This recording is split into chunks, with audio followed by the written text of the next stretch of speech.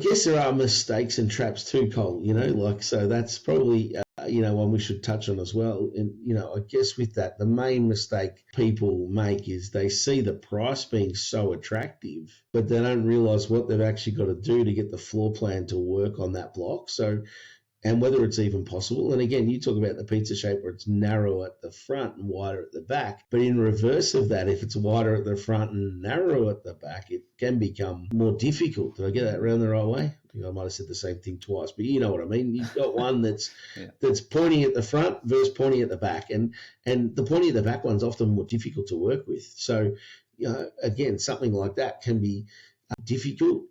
The other one that we didn't have on our notes just to talk about, but I think it is important, is if it's quite snug on the block and the garage all of a sudden isn't parallel to the boundary, but it's touching the boundary on one corner of the garage, or it might be 200 mil off, you might not be able to get a permit to do that. So you may have to splay or make your wall of your garage off on an angle. Yeah. Right, and in which case, not all builders will do that, and it's not easy to build because now your roof's a bit out of kilter, and can be done. Absolutely can be done, but it takes a little bit more work, and a lot of builders say no, we won't do that. That's so